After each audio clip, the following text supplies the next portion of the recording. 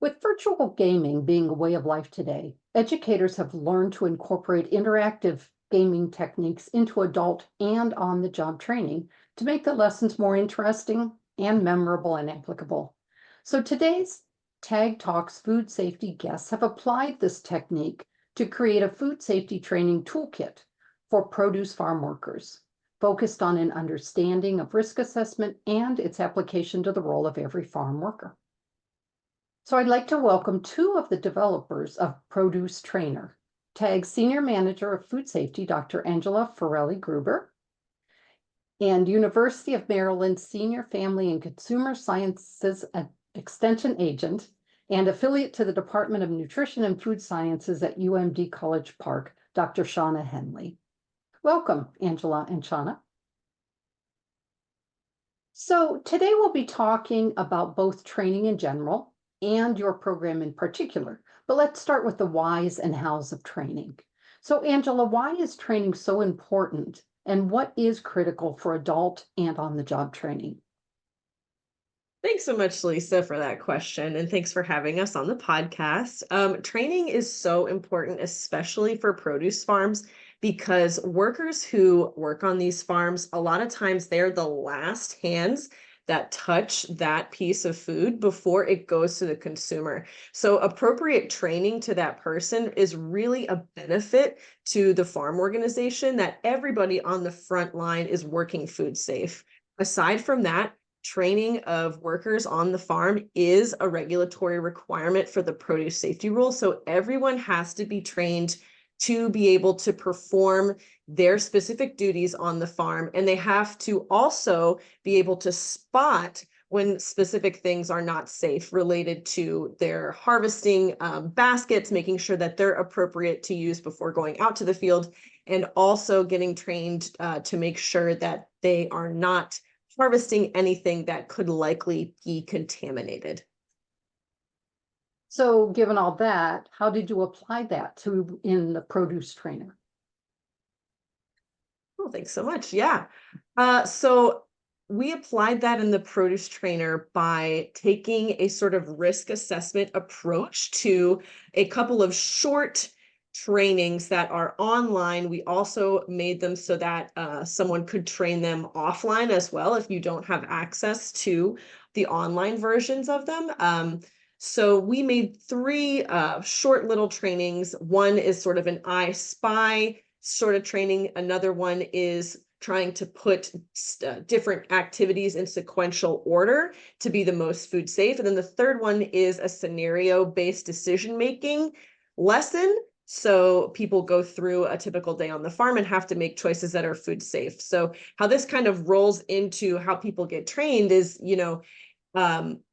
in training someone about their specific duties and how to be safe on the farm, training folks about what risk assessment is, how to spot a hazard, and how they can work to reduce risk of that hazard and work safe is a really important piece of being a farm worker that at the time when we were developing this training, there weren't a lot of specific focuses on that and other trainings that were available that were also specific to our small and diversified farmers that we have on the East Coast and in Maryland specifically. Okay. So one more, we'll start with you, Angela, and then Shauna, anything you have to add. Let's go ahead and take a step backward. Can you tell us the story of the development of ProduceTRAINer? How did it come to be and why? Yeah, of course.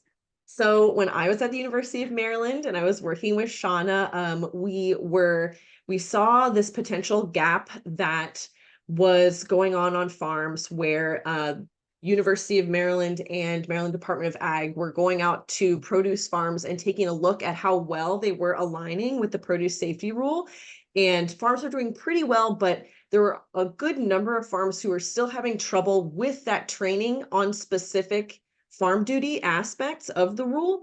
And so we thought that was a real opportunity to combine our expertises together and create a resource for farmers that they could use in Maryland that would be tunable, to the area that we're at, that really meets the need, meets people where they are.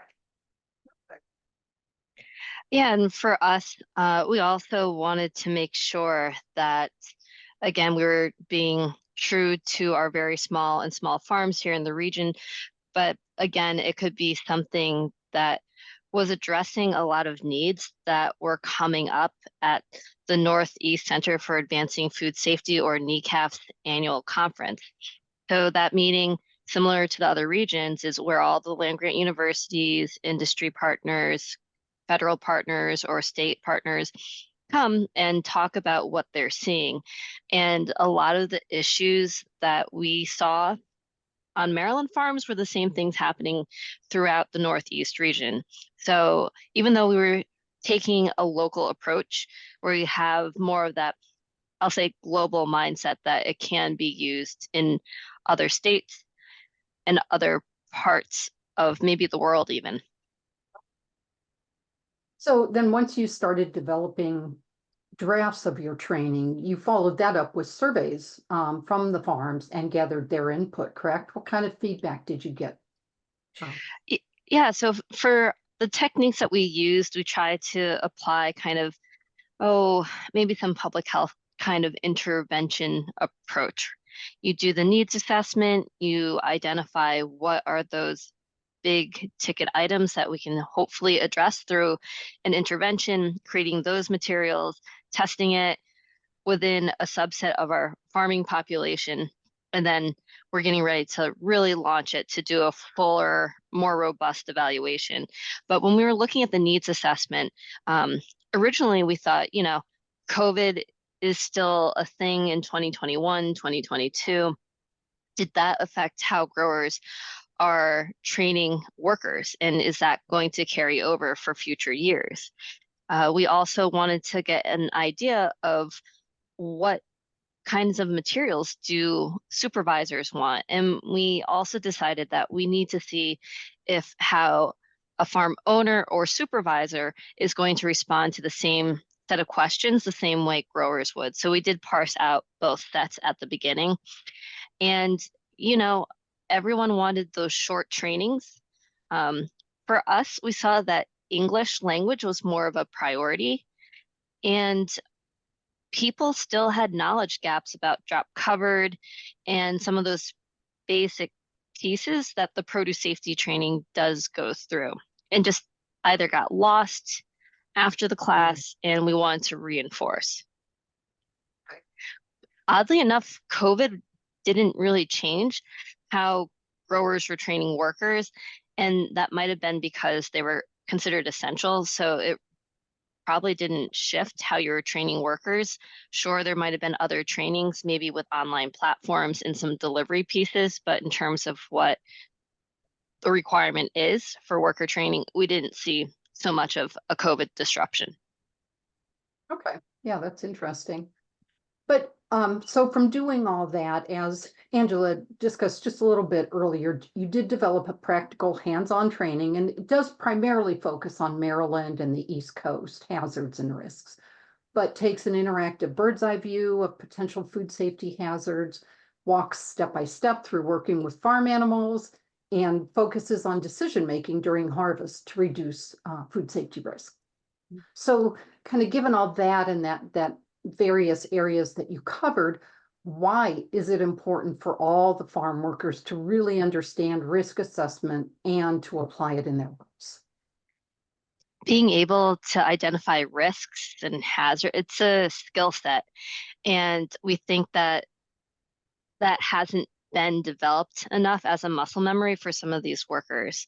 In addition to building that risk assessment skill, we also know a huge piece is going to be communication of your workers to communicate that with the next person, whether it's your supervisor or boss. And other layers of this project was to make sure we have a food safety culture.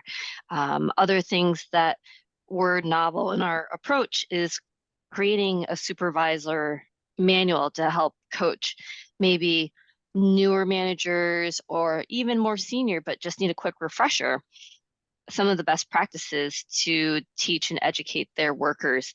Because we know that workers can be high school students, college students, or anyone else under the sun. So we did have the challenge of trying to figure out how can we make materials that can be accessible to everyone, as well as short and specific, because again, time's money, and you're going to lose people if a training session is too long. Or Angela, non-specific. do you have anything to add to that? Yeah.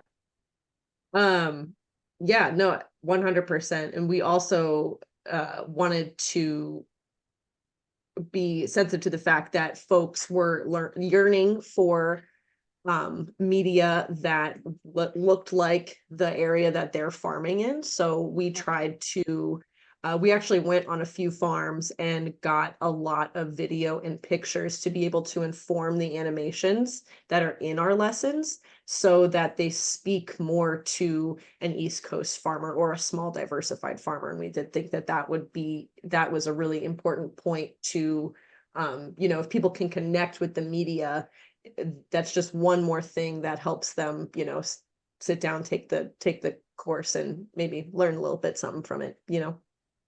And that's even why pulling, you chose to use, I'm sorry.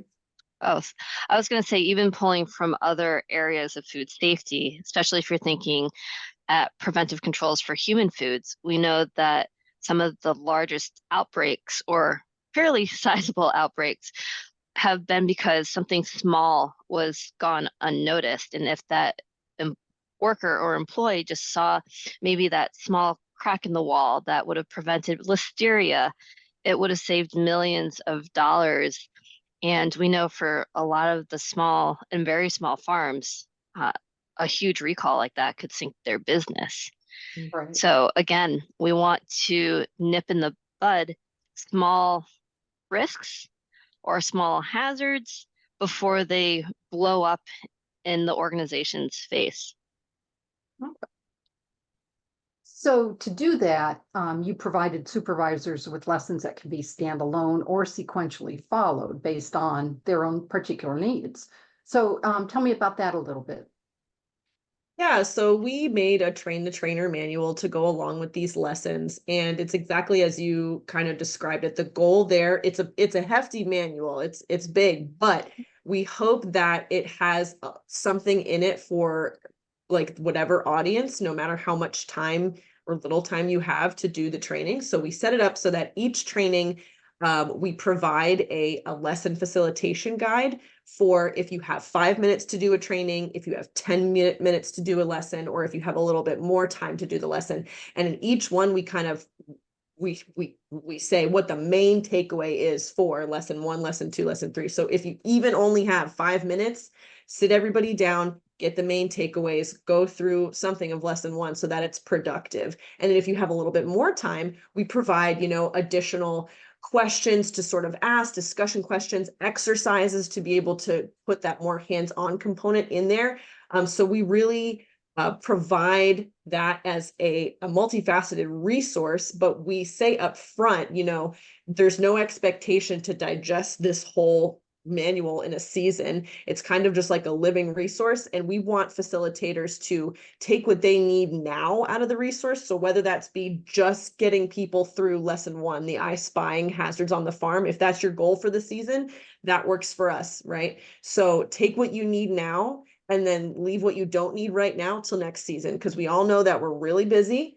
And we tried to write this manual in a way that kind of speaks to that and facilitates building upon lessons if you need to. But if you need to go standalone, each one will work as a standalone as well. Are there other resources in that toolkit that to help the trainers? Yeah. There's a good appendix. We've got a great appendix in the back. We reference the produce safety rule, additional links and things, and we reference some good links to University of Maryland Extension. Shauna, what else do we link to in the appendix there? Let's see, we have our SOP blank matrix. So if you want to add more visuals, you can do so. If you want to do just a very short numbered 1 through 8 kind of list that could be used as maybe signage at some point, you have that Mm. flexibility. Like Angela said, we do have some templates from the Produce Safety Alliance, but obviously you can backtrack to their website for more information. Another item too is trying to keep things webbable. So for an example, we have a table where we have farming, and basically the idea is we do provide some Maryland specific resources, but then we're also looking at what are the national and even federal scope of resources, either FDA, for example. And then looking at universities, we do link to University of Vermont's clearinghouse for food safety resources. Um, so again, just trying to show interconnectedness between local, state, other universities, so people know there's a lot of resources out there to help them. And we're just one of them that might fit your farm's needs. If not, there's going to be someone else. Since some of these farms are really kind of far out and may not always have really great connectivity, are there options for printing some of this as well? Yeah, so our website is ProduceTRAINer.org, and we're still working with our collaborators at New Mexico State University. And so ideally, you'll have all the visuals. You'll have the What is Risk Assessment video, lessons 1, 2, 3. Up at the top, you'll have a tab for print resources, so you can print out more bookmarks as a marketing tool to the online resources. You'll be able to print out what we're calling our SOP coasters for maybe break rooms for fun. And we're also going to have something where if you want to print out the Farm Food I Spy on a larger piece of paper, that would be available there, as well as the supervisor manual to print. So again, thinking of all the different kinds of farms, we know Wi-Fi and internet is an issue still in this country. So thinking accessibility, we're hoping that it touches everyone and their learning or presentation styles as well.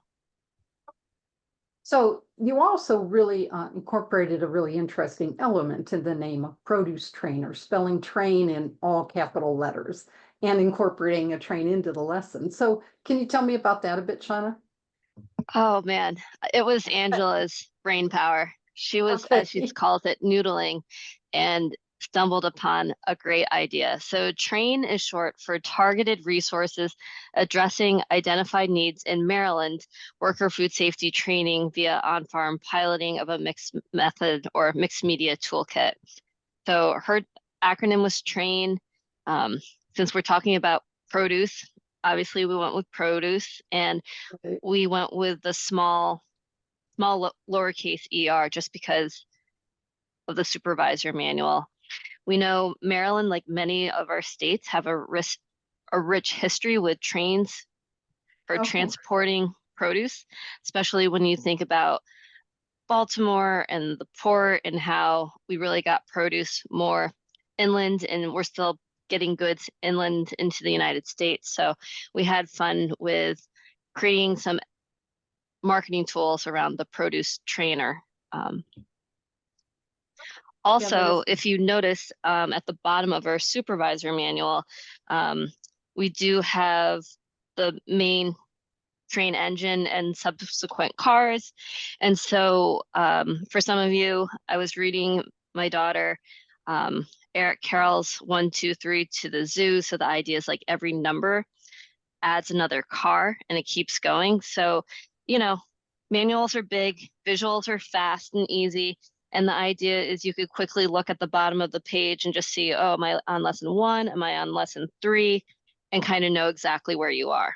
And again, that concept of here's a starting point of what we've created, but you as the supervisor or owner are still going to hopefully add on to this manual. So you're building something that is specific to your farm and reaches your workers, whoever they may be. Okay. So in looking at the site too, I noticed that accessibility was an important factor. So what are some of the key things that you did consider in ensuring accessibility, either Angela or Shauna? So one of the things that we're still in the process with New Mexico State University, since they're doing so much with different sorts of media, they've been great with making sure we're coming back to that accessibility lens. So our supervisor manual is being reviewed for accessibility, and hopefully it comes back with a decent score and minor revisions in that sense, because it's a new learning process that I think Angela and I can carry forward as a new skill set. But we also know health literacy is important. So making sure people can not only read a message, understand it, and act on it appropriately. So we did have some interns help with running some of our takeaway messages, our objectives through a readability tool and identify what sentences were more problematic. Maybe there was too many syllables. Um, our designer helped to make sure that we had decent enough white space between lines, and again, trying to keep as many sentences when we could, one line across. So I think it was a good practice. It's something that we can always get better at. I know Angela loves using words, so it was a fun process of her writing a very good sentence or two, and me coming back and trying to slash a few things based on using the tools that were available. And we even dabbled in a little bit of AI to kind of figure out some of the sentence that I couldn't think of how to simplify, and just Okay. seeing what other options were out there. Okay, using a lot of resources for that. Yep. Yeah. If there's one thing I like, it's writing a long sentence. That doesn't come across in a Lots of manual. commas. So you were a good partnership there. Yeah. Yeah, I mean, the fact that we were able to get Angela back on this project after leaving the university was a breath of fresh air. So, I mean, my specialty is more of the behavior theory, maybe some of the survey development in terms of layout and clustering of ideas. And Angela just had the content expertise of having been on farms and working with the farmers. Um, so we're excited for what we've created with New Mexico State University and the University of Maryland Eastern Shore. I think we've had all sorts of eyes on this to not only boost our confidence, but Yes. also hope create cheerleaders out in other communities for these materials. So is this available now, and where can it be found? So again, it's live. You can go to ProduceTRAINer.org, nice and Okay. simple, and you'll be able to get the materials there. Okay, and we've put that in the description below so that everyone can see that and get to it. So, Angela, Shauna, is there anything else that you would want to add? Mm. I would say go check it out. Train your folks on it. You know, it's specific for produce farms, but if you've got volunteers, it works for volunteers as well. It's a good also like base training to teach anybody about the basics of produce safety from a risk assessment lens. So yeah, go check it out and give us your thoughts. Tell us what you think. Great. Yeah, and we are looking to get the risk assessment video translated into Spanish. That's currently in the Okay. works. We're still trying to identify if getting the whole supervisor manual translated in Spanish is necessary, because again, we want workers and supervisors to have more conversation. So having things printed in Spanish specifically may not be important, but again, we're evaluating that piece right now, and then probably figuring out where is that funding stream for when we do need to make improvements, having all these resources evaluated here in Maryland in the near future. Okay. So I'd like to thank you both for both your insights on training and for producing this really great work for farm workers. I want to thank all our viewers and listeners for being a part of Tag Talks Food Safety. Be sure to follow us on YouTube, Spotify, or your favorite podcast platform to stay updated on food industry trends and food safety best practices. And if anyone out there does have any other thoughts on topics you'd like us to cover, be sure to put it in the comments below. Thanks again, Shauna and Angela. Thanks, Lisa. Thanks.